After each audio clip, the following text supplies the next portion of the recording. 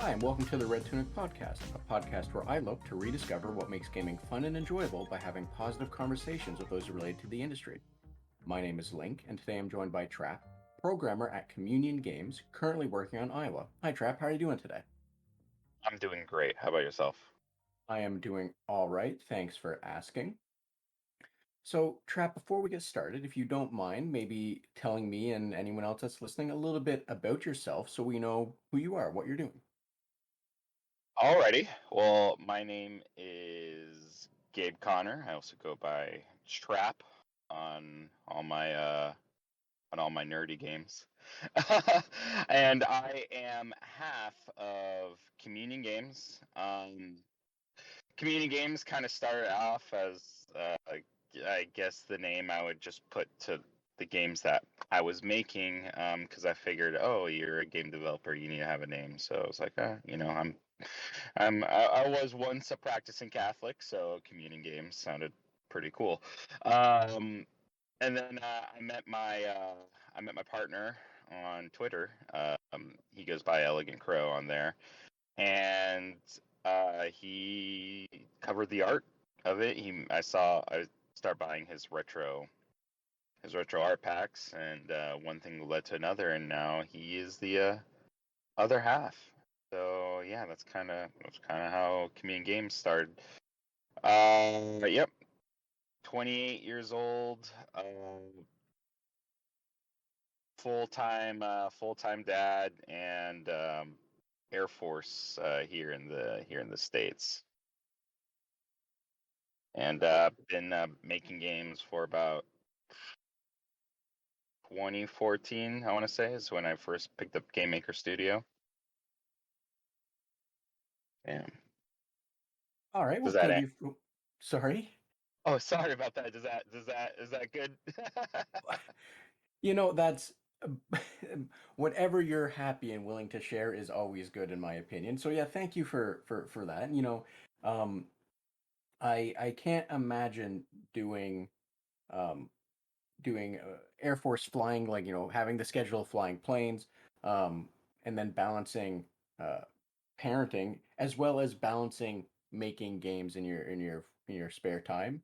Because it just sounds like that's a lot of stuff stacked on top. And I say that in the sense of someone that has never served in the military, so I don't really know what all that entails. But it sounds like you've been, as they would say, incredibly busy. Um, but starting, almost 10 years now with Game Maker Studio and working on your own little games and such, that's has that kind of had a lot of crossover into or with or around, everything else, I guess you'd say, swirling around in your life? um, y- yes and no. Sure. I could say that. I would say I've always been, obsessed with games, since I was a very small kid. I mean, one of my first memories was booting up my parents' old Gateway, and playing just Minesweeper on there, not knowing actually what I'm doing. So I think games and making games was inevitably always going to be a part of my life, no matter what I was doing, professionally. Um, in terms of how it balances with, being in the Air Force and being a dad and all that, I would say that, I mean, I definitely draw influences from my life when making my games. So my particular job, I guess, to go off on small little tangent, my particular job in the Air Force is I'm a KC-10 flight engineer.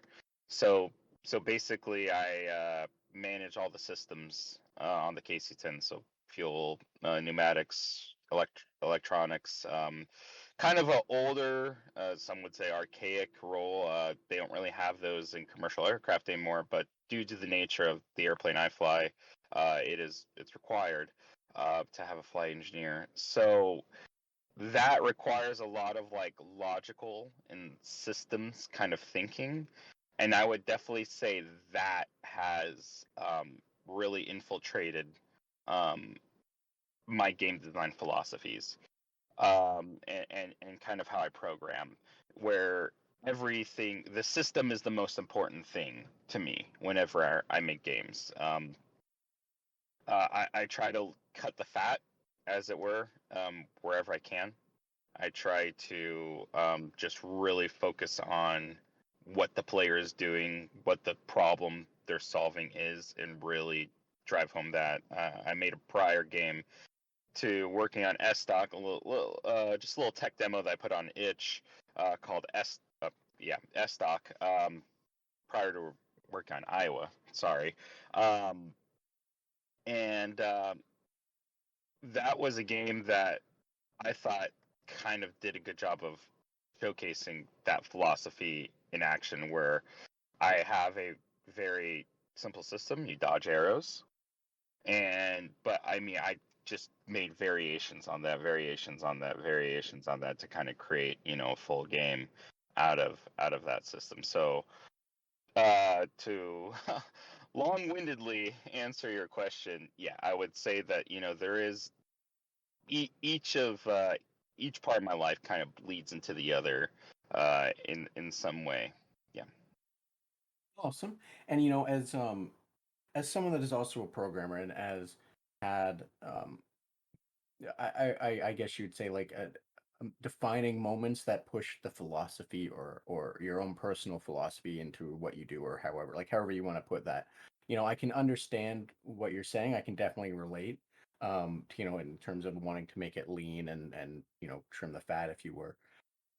For me personally, one of my personal philosophies in terms of programming that is more or less pervasive at this point, and it's something that happened to me, years and years ago when I, like one of my first jobs programming, and I absolutely hate the person that said this to me, not because he was a bad person or any of that. I just hate that this has stuck around so much. And it was, there was a production error and I had to, push a fix real quick. And I did a Mhm. hack job. By all means, it was a hack. I knew it was a hack. It was like, yeah, I said it was one. We'll get to it later. But it was, fix A so it can be done in prod and we can be happy. And, like the next time we spoke, it was very close. He was like, "Why did you do this?" I told him why. And he went, "There's always time to do things right." And then he ripped everything out I did out and redid it, not as a hack. And that was a really swift kick to the face for the ego. And the reason I hate that now though is because it's so pervasive that whenever I do anything, there's so much risk management balanced, even if it's not a risky thing. So, Mhm. I can definitely understand, how uh, working with planes and the order of operation and the logic and all of that, how that would impact and influence, what you do otherwise, because, these things that effectively, what's the word, effectively, make us or what have you, right? Mhm.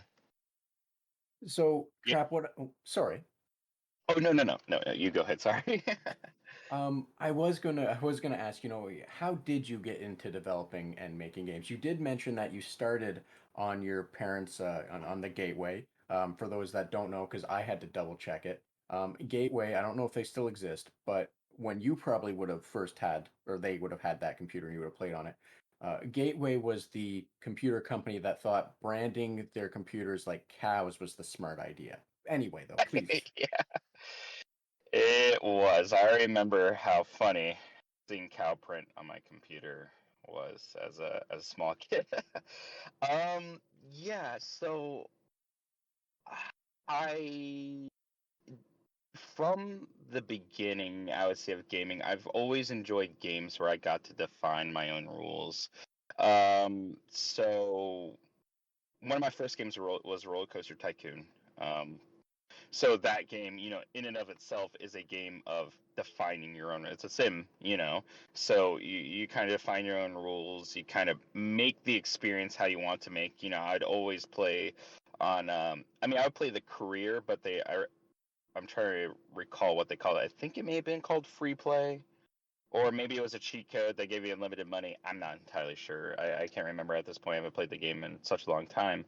But I do remember, like, what essentially is the creative mode, just going in there and just making it how I want it to make the park run how I want it to run.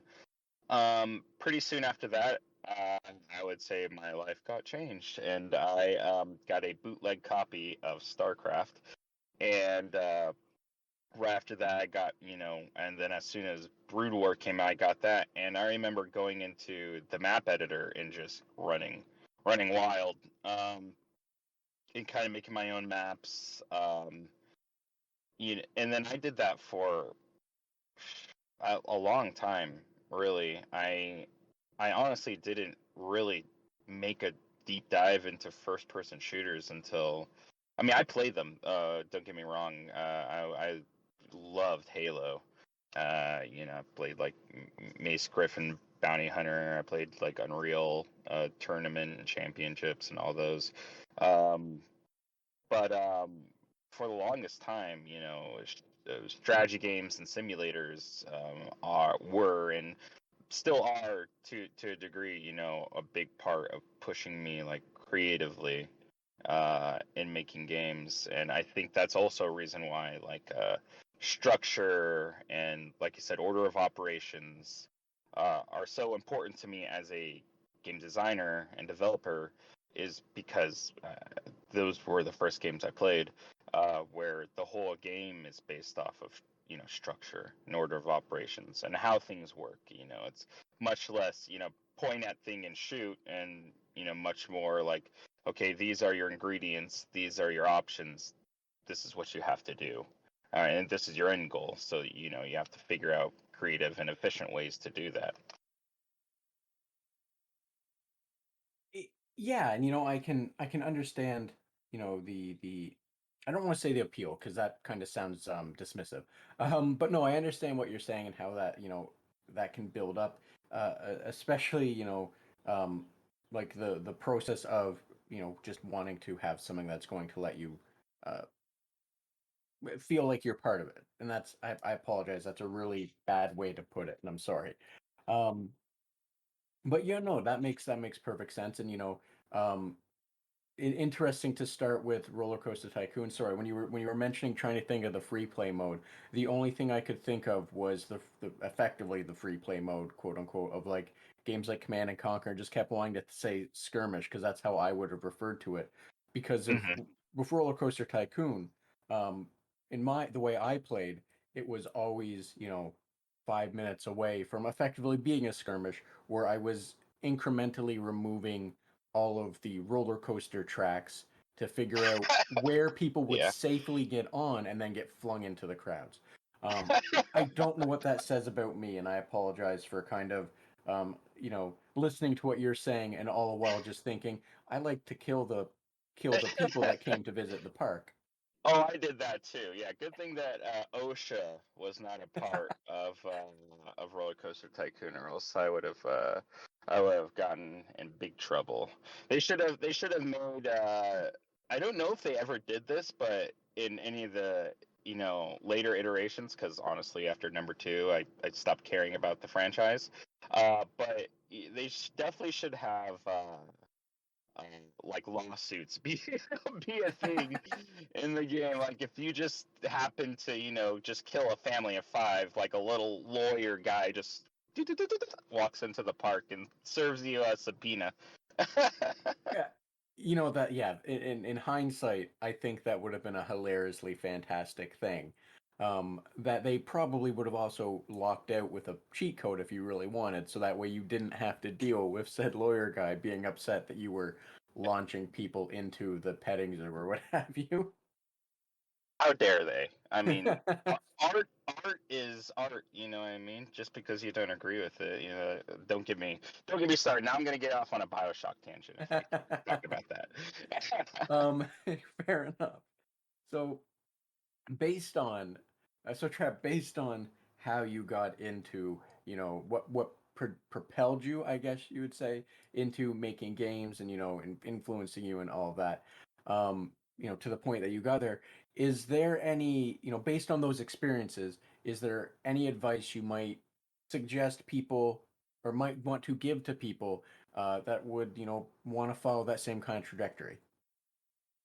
Um, sure. I love this question because I feel like such a noob in my own right, you know what I mean? But I would say don't, and I mean you could take this to other things as well, but don't be afraid of sucking, because at the end of the day it doesn't matter. Like I could I could care less about Minecraft. I understand that I understand. I no, don't get me wrong. I understand like how important it is. I understand how revolutionary it is. You know, a voxel-based game with all the systems and mechanics that it has. I couldn't care less. But then there are other games that like only 500 people have ever played that I absolutely love and adore, and I think that they're amazing. So at the end of the day, like whenever you're making your game, if you're worried about audience appeal, like don't, because sometimes you're gonna have it and sometimes you're not. And you know, whatever game you make, odds are that's not gonna be the last game that you're gonna make either. Um, One thing I did for myself, at specifically with programming, is I never did drag and drop. That was always something that like kind of appealed, or you know, was kind of like a lure to me. Like, oh, why are you spending all this time learning documentation, learning syntax, and all this stuff when you could just that is not to say that people who use drag and drop in their games are bad designers or developers in any sense. You know, I know that there are plenty of really good games that the developers use just drag and drop. Um, and I'm sorry if if that term is not understood by some people, but I'm sure if you guys have used Game Maker Studio, or honestly Unity and Unreal, both have drag and drop as well. Um, that if they're not really picking up what I'm talking about. But I personally never use that, just to kind of force myself to learn syntax, to learn documentation, because I had no formal like programming training up until I was 20 years old, and the only training I had was Udemy, YouTube, and reading documentation. And but a big part of that was not using drag and drop, not using any of those like basically like boxes of code that are already coded out for you. You know, all my games were all coded by scratch. And thank you for that advice, because I think that is an important thing to note. An important lesson is to not be afraid to fail, because um, I've went to school twice for programming and for design, and one of the things in when I went through for design, that was said a lot, and I don't think enough people took advantage of it, myself included. I don't want to call the kettle black, or hypocrisy or whatever. But like one of the things there was, it was a safety net, and it was like, experiment, do things. Don't expect to succeed completely with what you're doing, because it's a learning experience. In a safe environment, and I think acknowledging and being aware that you can fail is is incredibly valid and incredibly good advice to give, because 9 times out of 10 you're not going to succeed, or you're going to succeed, but it's not going to be like the kind of success that you perceive as success, if that makes any Mhm. sense to you or anyone that's listening. Because we all have our own definitions of success and varying degrees and all that blah blah blah fun stuff, right? But Yeah. being aware that you can fail and it's not the end of the world is really good, because you're going to iterate on what you've learned, and it's only going to make you, in whatever you're doing, in this case, making games, it's only going to give you um, better lessons on what to do next time, instead of not knowing what didn't work, you're going to learn what did work, and you're going to be able to build on top of what works, instead of effectively beating a a broken horse or whatever, right? Hmm. Oh yeah, absolutely. I think the fear of dismissal or the fear of people going on Twitter and saying bad things about you or your game or your project, like that's like an existential fear for a lot of developers or would be developers, and it shouldn't. Like, I mean, if people haven't done like a deep dive on Steam, like there's a lot of really like the game factories is what I call them. You know, the games that make the companies that make the same game reskinned 13 times with DLCs and all this other crap. Um, you know, you're not that. You know, the product that you're gonna make is gonna be your own. Assuming that you're not one of those companies, um, and even if one or two people find it special, like and meaningful, that's a success. Putting the game out on Steam or just finishing the game, period, is a success. Like making games is hard, and people should feel proud about what they do. It's not an easy thing to go day in and day out of your friends and people off doing whatever, and you're slaving away redrawing sprites or figuring out the most effective UI or you know digging into net code so that way you can enable multiplayer or what have you. Like that's all very hard stuff, and people should be proud of the of whatever they make, um because it's not easy. Exactly. Yes. I agree completely with what you're saying, and not to punch down if you were or what have you, and speak ill of developers, because I think the general accepted rule is it's okay to punch up but don't punch down. Um, I think in this case, you brought up a good point. I think this is kind of the exception to that rule. Is those churn ones, you shouldn't worry about. You're not going to be them. You're not just going to be, even if you put out something that's not amazing, something, your first attempt, you're right. There's a lot of work to get from point A to point B to even put out a finished game. No matter how you look at it, the process of putting it on Steam or what have you, making it runnable so other people can play it and all that, there's a lot of stuff in between just opening up Game Maker and doing that. As far as I know, there could be a magic button that just automates it to itch or somewhere else. I don't know. But, typically you're going to put in a lot of time to figure out the how-tos, the red tape, if you were. Um, and, like you said as well, if there's, you might not put out, you might put out a game that doesn't financially do, amazingly or get a lot of people playing it, but you could get, a handful of people that really enjoy what you've done and they give you constructive criticism, and that constructive criticism can be taken to iterate on what you did well and learn from it. And I think that's also the important thing for people to keep in mind, that it's not it's not horrible to tell someone what you didn't enjoy of their game. However, remember the kindness, or the rule, I guess you'd say, the kindness of the rule of not punching down, and you know, try and make it constructive. That way, Hmm. it's not just you saying your movement sucked. You can say your movement felt kind of floaty to me. It would have been nicer if it was a little tighter.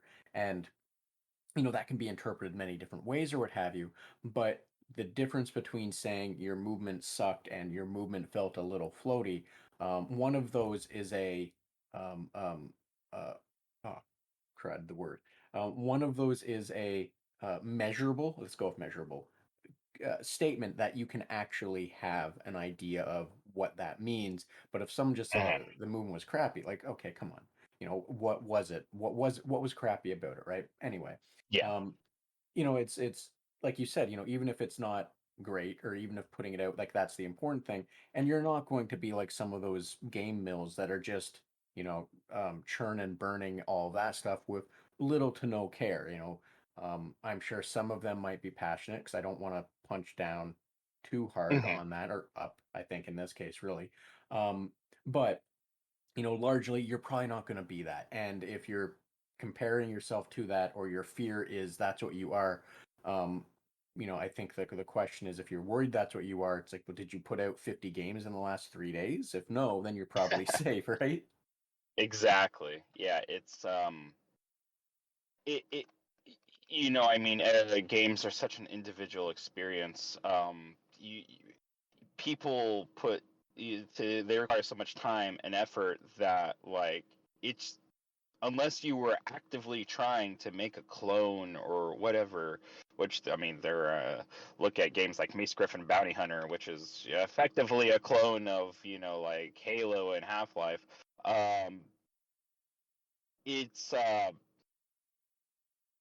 you're going to have your own personality in it, and it's going to be something that is yours. And I just think that even the act of doing that, people should celebrate that, and be proud of what they do, because I've been on so many Discord servers, or different, like, Twitter threads, or whatever, Reddit, subreddits, where people are, they're giving up. uh some may blame, like, the indie apocalypse. Some may, blame other things.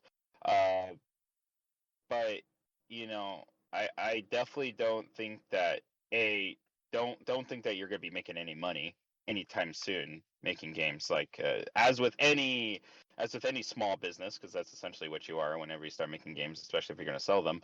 You're becoming your own little small business. You shouldn't count on profit within the first, was a couple years, is the rule of thumb.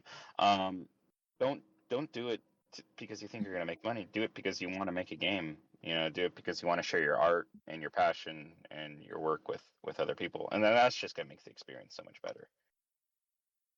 Exactly. That is also wonderful advice to share.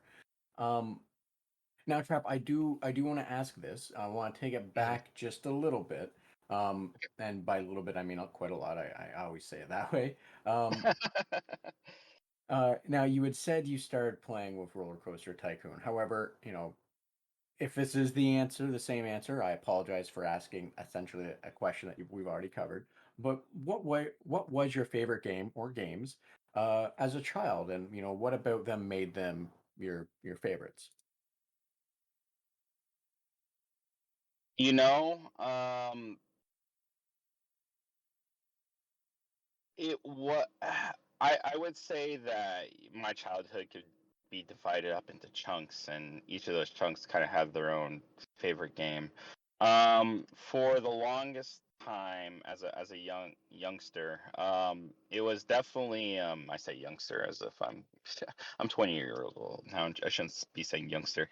But as a youngster, um, I would say, StarCraft definitely had a very important place. I still play RTSs, to this day.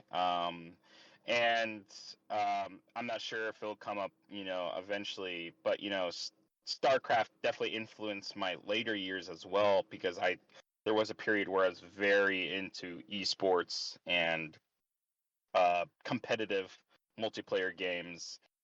Um, but I remember the first time I ever saw Halo. It blew my socks off. I remember I had a friend named Michael, and I went to his house. I was about When did Combat Evolve come out on Xbox? Was it 2001, 2? I can't remember. Anyway, I just remember being roughly like 7 years old or so. Um, so I guess it would have been 2003, 2002. 2000, sorry to interrupt. 2001. I actually just did a quick check because I had to look as well. 2001. Okay, all right. So yeah, I knew I was like, 5, 6, 7, around that time. Um, I remember the opening sequence of, seeing the ring, and hearing that choral soundtrack. and oh my god, it blew my socks off, man. Like, yeah, games. I liked games before that. I loved games after that. That kind of like opened my eyes of like, okay, this is what video games, can be. That like raw emotional experience just sent shivers down my spine. And ever since then, I was obsessed with, Halo. Yeah, Halo. I played a lot of Halo from then on because right after that, I had a little snowboard because I was living in Alaska at the time. I had a little snowboard, and I sold that, or I had my grandpa sell that, so that way I could use that money to go towards an Xbox. And I bought an Xbox, and I bought Halo, and I just played the living Christ out of it. You know, so I would definitely, to answer your question, it would have to be a combination of StarCraft and Halo. I would say StarCraft kind of helped mold my like appreciation and my understanding of games, but Halo really unlocked that like love and affection that I had for the art form that is video games. Yeah. Well, thank you for answering that. Now, I am curious about this, um, just because, and I know, and I apologize if this is a taboo question because I'm not too into the Halo franchise. I didn't have an Xbox when I was younger. I was more Nintendo, Sony, and I've only really recently started playing Halo, started working through them. I think I'm on Halo 4 right now. I don't remember. It's been a little bit. Computer change, power out for over a week. I'm just not remembering. So Mhm. but I've been recently trying to replay them to understand or be exposed, I guess you would say, to what a lot of people enjoy and have played. So I apologize if this question is a little taboo, and I feel from what I've heard other people say it might be. Um, but with you liking StarCraft and Halo, where does the Halo Wars series of games fit in for you on your enjoyment? I loved Halo Wars. I thought it was a great game, especially 2. Halo Wars 2 I thought was fantastic. Um, I think it was one of those games that was designed with, you know, console compatibility in mind. And there are the elitist RTS players where, all they do is live and breathe, Age of Empires 2, and anything beyond that is silly and trivial. But I mean, the RTS genre has definitely it's almost like the grandpappy of video games. It's one of those things like it goes up and down and up and down and up and down, and now it's a lot of people think it's like one of those, I guess, more archaic genres, and in some places they're kind of right. Every other genre seems to like, try to blend the rules and muddle it around and at least try new things. And RTSs for the longest time have been stagnant of, okay, go collect 2 resources, make this, make buildings. Those buildings are now your production. Um, Obviously there are instances where there's deviations of that. I mean, I think Halo Wars was one of them. Tom Clancy End War was another one that I loved as a kid, which again was I think was actually console only. I don't think it actually came to PC, if I recall.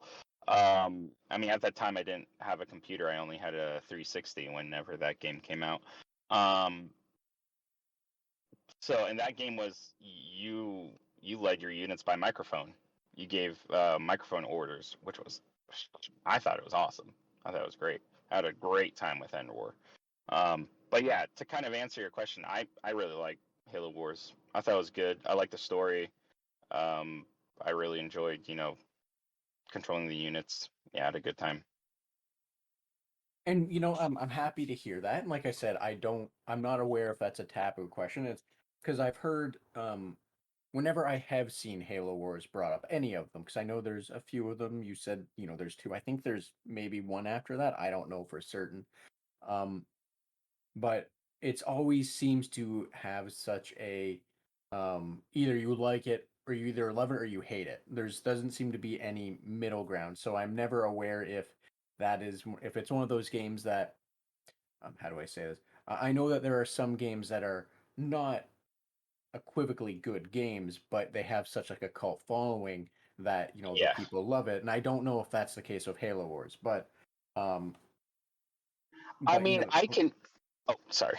no, no, by all means, please continue.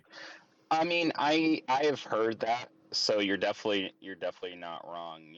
I've heard the people who are just staunchly against like Halo Wars being part of like the greater Halo universe or whatever. Um, I mean, I think that there are the people out there that basically the numbered halos are all that they see and all that they care about. So like games like Reach or ODST, they the Halo Wars kind of fall into that as well. And then there are the other people who are probably more from the RTS side of the house who are like, well, this game isn't really a real RTS, because of the fact that it was designed to have controller support. Um, but again, it's whether, in my opinion, if you have fun with it, you have fun with it. If you don't, you don't.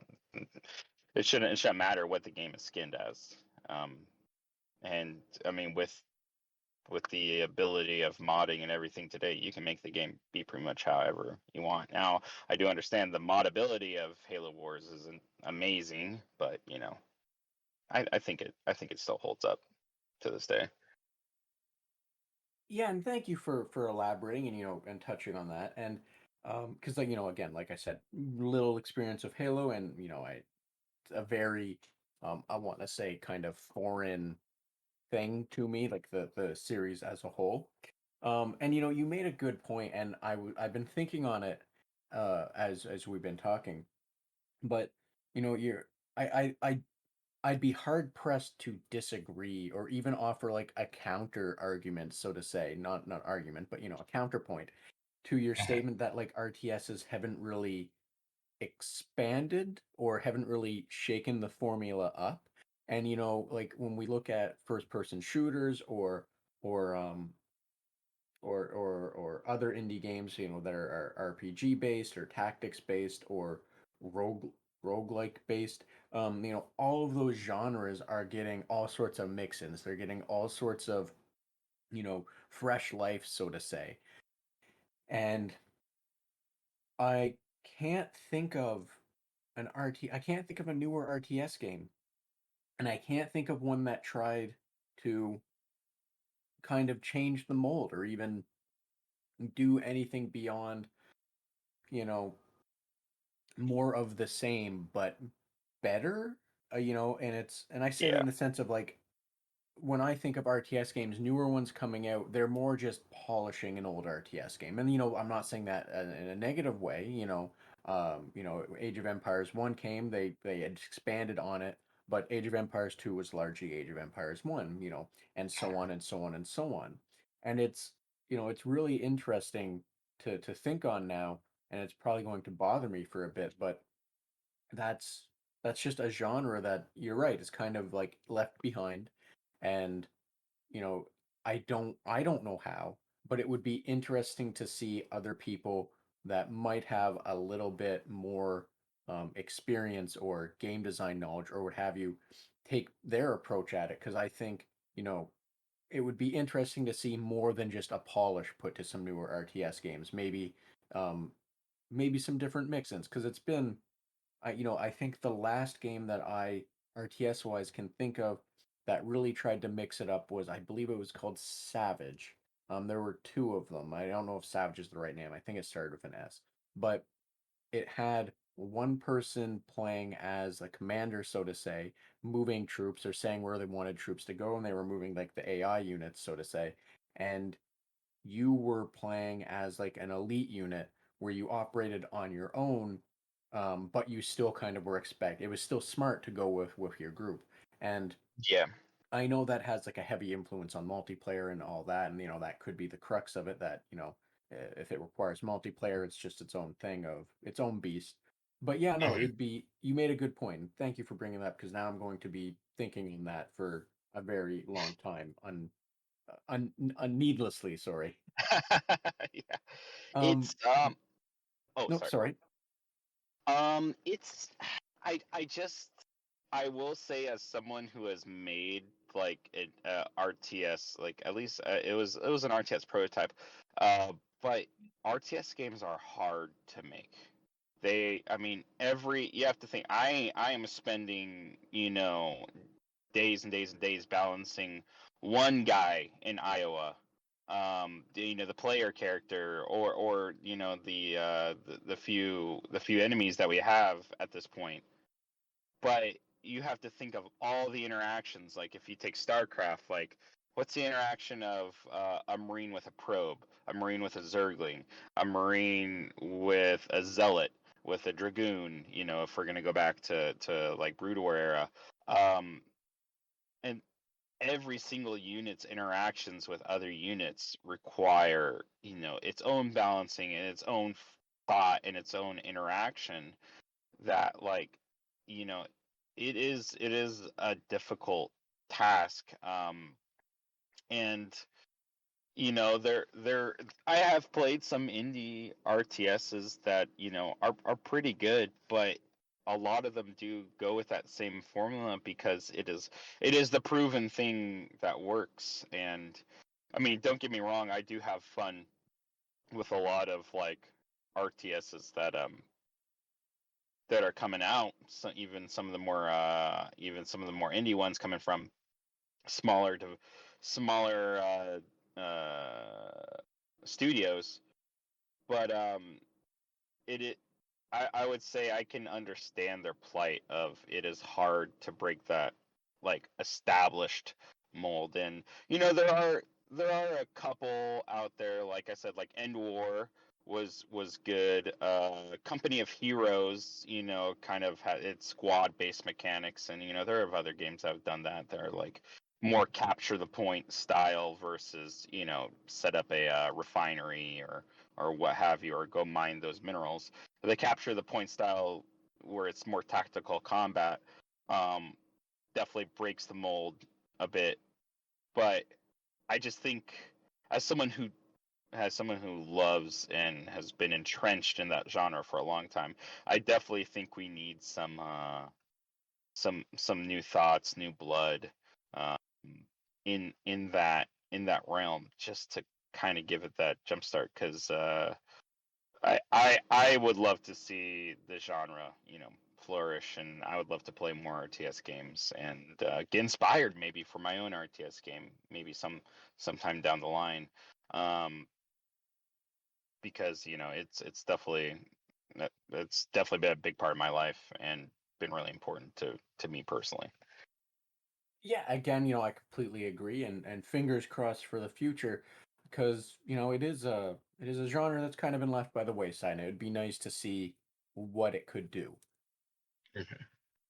So, Trapp, I do want to talk a little bit about your game. And partly because, as you told me, it's getting ready for pre-alpha. You described it as a horror shooter. Can you tell me a little bit more about Iowa? Just because, I'd like to hear more about it. And you don't you did mention that you are preparing, you are getting a demo ready. Um, but I'd just like to hear a little bit more about it before I'm able to actually play it? For sure. Yeah. So Iowa is, after much deliberation of what to call it, is a horror shooter made in the Godot engine, the Godot 3D engine, using the native Godot language GD script. It gets a lot of its influence, I would say, from a very fast movement, emphasis on jumping. But the thing that's so one of the biggest things that people see whenever they play the game, the playtesters that we send it to, is the game is very dark. Like, it is physically very dark. There is no ambient lighting really to speak of, like environmental lighting in the game. It's all through quote unquote like man-made sources. So whether that be street lights, or the character is able to throw flares, or certain enemies may create their own light around them in certain conditions, that's the only real way you can see. Um, I kind of drew inspiration from a game I played and really, really love, called Devil Daggers, which is basically a arena horde first person survival type game. I guess is the best way to say it. I mean, it's I'm probably throwing more words at it than it needs. But it. I thought it would be interesting to almost create your own arena at wherever you decided. If environmentally it makes the most sense, like, okay, there's a car there, there's like a mailbox there. These are both, ways I can control. If anyone's played like, Call of Duty Zombies or any other horde mode, you know the importance of population like control and management. Getting the enemies to follow you in a certain way, so you're able to kind of like mow them down effectively. I thought, it would be cool to like, this is the place that I'm gonna fight, so this is where I'm gonna throw my flare to kind of set up. Um, at least that's the idea. Now, I have had some playtesters just desperately throw their flares, and they're like, ah, my god, I'm getting chased by all these spooky, scary things, um, which is definitely something we also like to do. I'm a very I like to torture the player a little bit in my games. I've been playing Dark Souls for a very long time, so that's kind of bled into my game development philosophy. But yeah, my my partner and I we're lucky enough that our ideas for aesthetic are very much in tune. So, I remember our first conversation, and I was like, I want to create the most screwed up game, effed up game as possible, in terms of like what these enemies look like. And he was like, yes, yes, yes, yes, yes, yes. He was super pumped, and kind of to go back to what I said earlier, we both understand that we're not making a game for everyone. There is going to be people who don't like it. There are going to be people who don't like the idea, like, you cannot see anything unless you make it so. Unless you strategically use your flares that you have at your disposal. Unless you fight around, some of these street lamps and some of these artificial sources. Um, there are people who are going to see it and be like, "Oh man, this is really creepy. I don't like looking at this." And that's fine. We're not trying to make a game for everyone. We're trying to make a game that appeals to a certain kind of person. The people that the game that he and I would want to play. Um so to kind of go more into like the mechanics of the game, it is going to be a relatively short game to complete if you know what you're doing. The We also wanted to kind of have like the elements of a speed run, almost like, um there will be like Steam leaderboard interface. So like, and that was also kind of inspired by Devil Daggers, um where at the end, assuming that you beat the game, that you go and grab the objective and you bring it back to your starting location. Assuming that you do that, your time will be put on Steam and compared to all your friends, and have a global leaderboard as well. So that way, you kind of have that motivation to, okay, I think I could shave a couple more seconds by taking this route versus that route. All the enemies are going to be static. They're going to, or their locations are going to be static, and what enemy types are going to be static. So we kind of like thought about, oh, let's maybe give it some roguelike elements. Have them have their spawn locations randomized, but we kind of like the idea of, games like Dark Souls, where or in Quake and in Doom, where it's like, I know that there is a demon, I know that there's a cacodemon over there. You know what I mean? I know that if I turn this corner, that there's going to be a trap waiting for me. But I've played this level, or I've played this iteration of the game this many times, so that way I know, well, I could just go here, I could shoot there, I could toss a flare there, and then boom, like I just shaved off like 5 seconds off my time. um so yeah, that's kind of the idea, I guess, mechanically behind it. I could get into the story if you'd like. There's really not much to be said of it. It's definitely a game that mostly relies on its mechanics. So, thank you for explaining the mechanics, so to say, because when I saw like the screenshot, when you initially told me what it was, and I apologize, I'm not trying to dismiss your statement of the story. I just want to mention, I want to comment on this or note on this. Um, but from watching like the one of your gifs that you put up on Twitter and everything, I very much got a what's the word? I very much got like early Doom vibes where the level designs were set up that everything was in darkness. And Mhm. you'd have you'd enter in to a room, and like the only thing you'd have is like the blinking lights, or hard cut shadows and light sources and all that, and like the gun lighting up the room. And after you've explained everything, it makes much more sense to me what I'm seeing. Um, because I'm not saying what I was seeing in a bad sense, because I those levels were always, those maps, those areas, what have you, they were always terrifying to me as a child, because you'd enter them with no light and you knew there was something there. You'd hear it in the darkness, right? And Yeah. kind of designing like a whole horror game around that, where you actually have the ability to fight back, is really interesting to me, because one of the things I don't like about horror games, where there's something always in the darkness, is rarely do you get to fight back.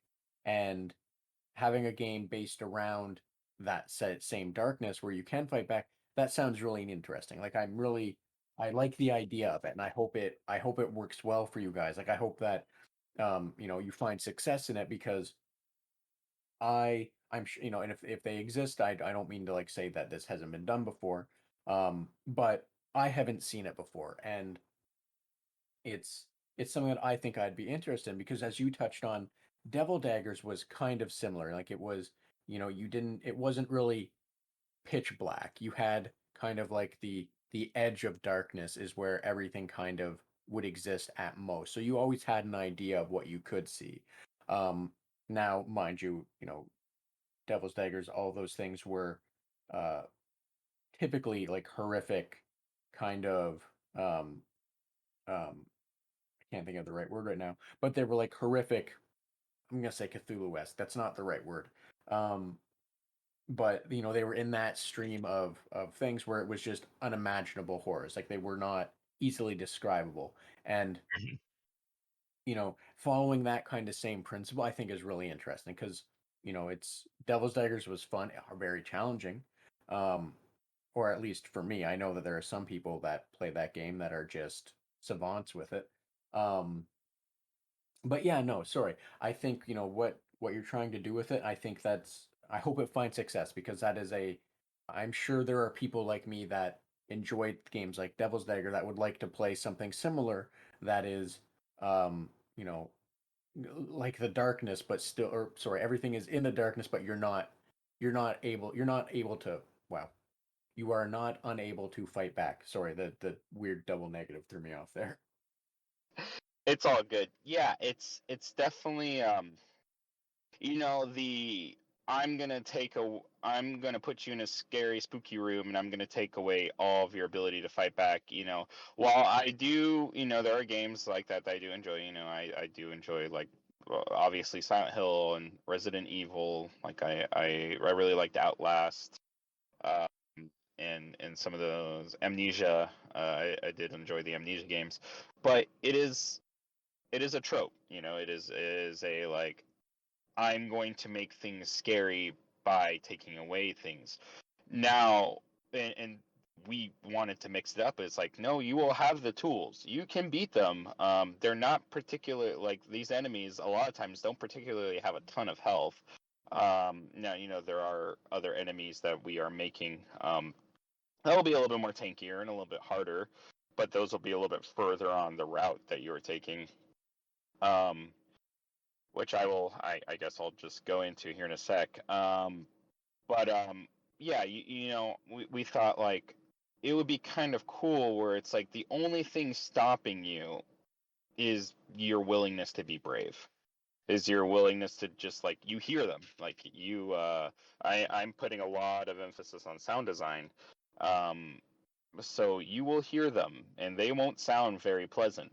But if you're just willing to keep your wits about you and go and remember the mechanics of the game and the capabilities of the player, um, you're gonna be able to get through them. One of the things is you have unlimited ammo. Yes, there is a reload mechanic, so you can't just spam, but that's not anything that you have to worry about. The only thing that you have limited of is flares. Um, so that I mean, there will be pickups, obviously, but you can't just go out there and, like I said, like I've had play testers just go out there, throw them all, and be scared and run around and die. So if you want to progress, you'd have to do that. But I guess I'll just kind of like talk because I just more for clarification than anything. The idea of this game is you're driving and you ran out of gas, um, and you end up in and this idea came from me from actually driving through Iowa in the middle of the night. Which if anyone's not familiar, Iowa is a Midwest state in the United States where there's a lot of cornfields and cornfields. So you end up in this small town and you try to go to the gas station to get gas and it's locked. Well, the thing that's on the gas station is a note that will say, basically, that is the only random thing about the game, is where the key of the gas station is. Like it could be north, it could be south, east, west. And each of those routes will have their own like theme. Like, to the west, maybe that's like where the railroads are at, or in the north is like downtown. So each of them will have their own like challenges you know, but they'll be basically mechanically similar. Um, so we kind of made that decision to basically help with replayability. You know what I mean? So you're not just seeing the same thing every single time. You have a 1 in 4 chance of seeing something, or a 3 in 4 chance of seeing something different um, every time you play the game. So yeah, you're given a note and said the key is up there. Okay. Well, that's where you go. You get the key, you run back, try not to die, get to the gas station, get your gas can, and then you win. And then your time is posted, and that's it. That's why we said, or that's why I was saying, like, this game can be relatively short to complete, but it's the I as someone who's, like I said before, is very much been into like competitive games, and I had a stint of speed running for a while. Like I did a couple like Dark Souls speed runs. I remember I did like BioShock. I did a bunch of BioShock speed runs. Nothing of note. Nothing of like, oh, I'm winning. I'm gonna be breaking any records. But I enjoy that aspect of like, uh, I'm not gonna say abusing mechanics, but of getting enough understanding of the game that you're able to do it quickly and effectively and efficiently.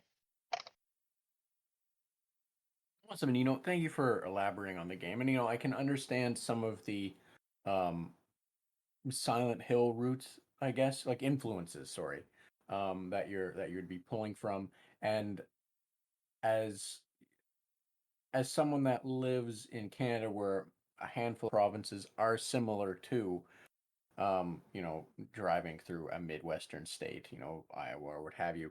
I think that's a pretty interesting approach as well, and I can understand the why that would kind of influence that, just because one of the jokes for here is um, you or sorry for those provinces is you can watch, like, you can, if someone's leaving, comes for a visit or what have you, you can watch them leaving for until they're out of the province, just because the road is so flat, the road is so straight. You can just see them go, and the only time you're no longer seeing them on the horizon is because the curvature of the earth has hit, and they're no longer like on that same, the curve has taken them, so to say. So like I can understand, um, where, why and how that would influence you, because if you're driving around in the darkness where it's just cornfields or hay fields or whatever, there's there's nothing but shadows to screw with your mind, right? Oh yeah. Rarely there's going to be other cars in the middle of the night, and the only Hmm. thing you're going to see, because those roads aren't lit, all you're going to see is the shadows of like the fence posts or the corn or the hay or whatever, Hmm. right? So I can Yeah. get it, and I think many other people can probably get it because, that's, I don't mean this in a negative way, but that is kind of like the trope of that. Um, and I just think that'll be interesting just because, it's a surreal experience to just be in one of the, just driving through empty area like that. Even if you're not doing it for, many hours, the nature of just doing it is a very surreal and spooky kind of thing because you know, there's nothing happening and your brain is just trying to make things happen. Yeah, exactly. Your brain tries to fill in the blanks, and if you're driving through, middle of nowhere, Iowa or Kansas or West Virginia, um, at 2 o'clock in the morning, typically your mind is not going to conjure up a lot of friendly things. So basically, that's kind of where the enemy design is like, what would be the one thing that you would not, or what would be the group of things that you would not want to run into if you were to break down in one of those really small towns in Iowa? Oh, it would be human dog hybrid where it's a dog body but human head and human arms and legs, or it's a man with pitchforks for arms and legs. That's basically what the enemy design has all been. It's like, what's something I would not want to see? Okay, Yeah, we're gonna put that in the game. It is a whole game of that. exactly. And then, I look forward to getting to try. I hope it succeeds just because I think that'll be an interesting experience. And I just hope I hope other people are able to enjoy it, and then, you find your success with it. Oh, thank you. Yeah, absolutely. I mean, this is pretty much, if I'm not working or doing husband dad things, I am making making this game. So, though I did take a small portion of time to play some of the demos from the Steam Next Fest, and I did replay Half-Life 2. So, did take a little bit of time, which I am actually happy I replayed Half-Life 2 because I remember one of the levels I forgot is towards the end there was a point where the soldier, you're in a room and it's completely dark and the soldier is threw in flares, and like that's kind of like the only illumination. I was like, hey, that's kind of like my game. So it kind of gave me a little bit of like warm and fuzzies. Like, if Gabe Newell thinks that this was a good idea, then maybe I'm on the right track. Exactly. It's never a bad thing to find, to have what you're doing reaffirmed by other sources, right? Yeah, exactly. No, it was a fun little. I'm not gonna call it an Easter egg because it's not. They really didn't design it as such, but a fun little nugget. Like, oh, that's kind of cool. Like, Yeah. other people seem to think that mechanic is interesting as well. Basically, though that was a very small part of that. I think that was. It was after the prison. What's it called? Nova. I forget Oh, the name. yeah, I can't either, unfortunately. Yeah, yeah, it's fine. I'm sure. I'm sure someone will tell you in a very angry fashion. I mean, I can understand. Half-Life is a very important game. So So, Trap, I don't want to take up too much more of your time, especially at this point we started for you at 6 a.m. yeah. I don't want to take up too much more of your time. However, if you'll permit it, I'm just curious, outside of gaming, outside of, making a game or playing games or what have you, what else do you do that's enjoyable? Yeah. So while those two things definitely take a big part of chunk of my time, I mean, obviously, I like hanging out with my kids. I got two kids with me, and I got 4-year-old and 1-year-old. So they're definitely taking up a bunch of my time. My wife and I, we both love we both like fitness. We're both into powerlifting. That kind of brand of strength sports. So we know we carving out gym time in our day is very important. Concerts, I do like concerts a lot. So currently I live outside the Bay Area of California. I'm actually about to move to the DC area, so on the complete other side of the country. Um, but luckily enough, we're in both those areas. We're in areas where a lot of bands like to tour. So um, when I have snow and when I have mountains, I love snowboarding. Absolutely love it. Honestly, if I had to do it over, I would have been a bum before I joined the military and just spent like a year snowboarding. You know, Moved to like Utah or something and just like snowboard around Salt Lake or Tahoe out in California. Um, just do that for like a year, work some whatever job just to make sure I don't die of starvation. Um, but no, I really enjoy that. Um, but a lot of those things are more like one-off things. I would say consistently, the gym. I would say working out, powerlifting is definitely something I really enjoy doing on a more daily basis. Well, that's great to hear, and hopefully, after everything is said and done in terms of the move, because that is a fairly decent or large move. I shouldn't say decent, but that's a fairly large move. Hopefully, you'll be able to get back into the swing of things.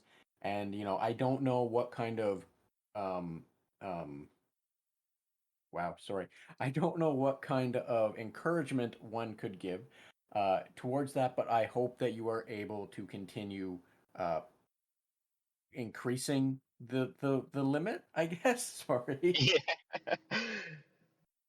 Yeah, no, it's making Iowa is outside of all of my other like mandatory responsibilities is honestly a mandatory responsibility to me as well, just because it's something I've this is my planned first commercial release game. Like I said, I've put other games kind of like out there, like I put S stock on itch and other games through other sources, but never to like monetize or anything, you know. But this is the first game we plan on actually like commercially releasing, so it is very important for me. It's very important for my partner. And throughout this whole move and throughout the rest of the development time. We're both giving our 100% to try and get this game out there, and not so much necessarily to, at least in my case, not so much necessarily to be able to draw a profit from it, because that's not the motivation at all, but because we, like I said earlier, we think this is a cool game, and we think that that there are people who might enjoy it, and we want to get it out to people in the best fashion that we can, the most polished that we can. Yeah, and that's completely understandable. And again, I wish you guys the best of luck, just because it on for all intents and purposes, it sounds like an interesting game, and I hope that it pays off. Just the that you're able to find success, that it pays off, and that you're able to just say you did that, and other people are able to enjoy it. Yeah, for sure, 100%. Now, again, Trap, like I said, I don't want to take up too much more of your time. I want to let you get back to your early Saturday morning. However, if there's anything else you want to discuss, a cool game, what else you might be doing, or something you just feel more people should be aware of, the floor is yours. As well, please let everyone know where they can find more information about you and your game, which I'll also be including in the episode description. Yeah. So I guess to answer your first part of the question, um, one thing I have found out is no one has ever played the game Outer Wilds. Outer Wilds is currently my favorite game of all time. It's amazing. It's beautiful. Everyone should play it, and then play Echoes of the Eye, which is the DLC for it. Um, I'm not a puzzle game guy at all. I don't really play puzzle games. I was not really raised too much with the Nintendo, so I never got to play any of the Zelda games until much later in my life. So I was never really exposed to puzzles at a young age. I did play Portal, I guess relatively early in my life. But play that game, please, because it's amazing and it will make you cry at some points.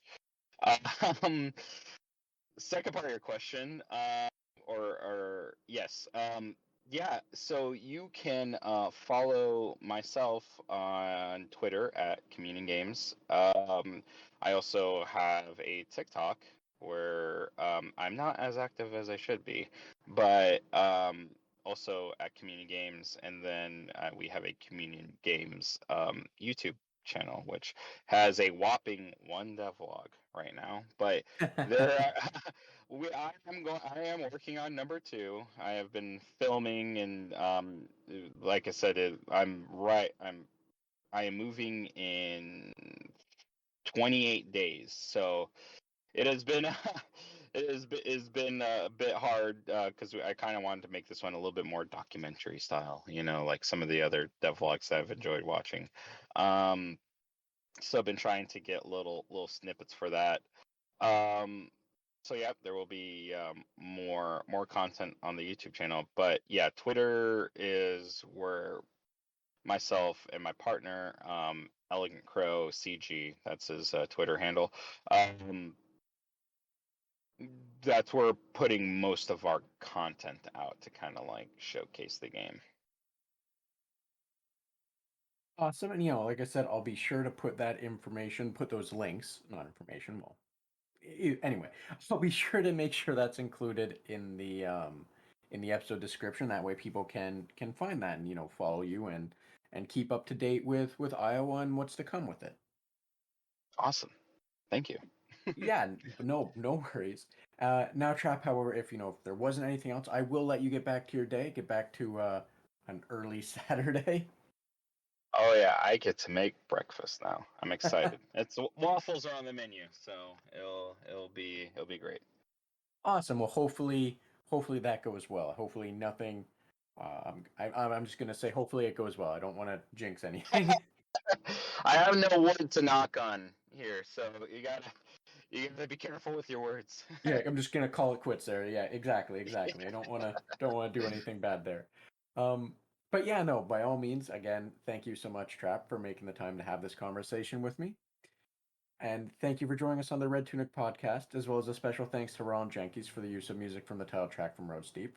And if you like this podcast and want to support it and help it grow, please subscribe or follow me on Twitter at Red Tunic Podcast to receive the latest episodes and news, and be sure to share it with those you think might also enjoy it. Thanks, and until next time.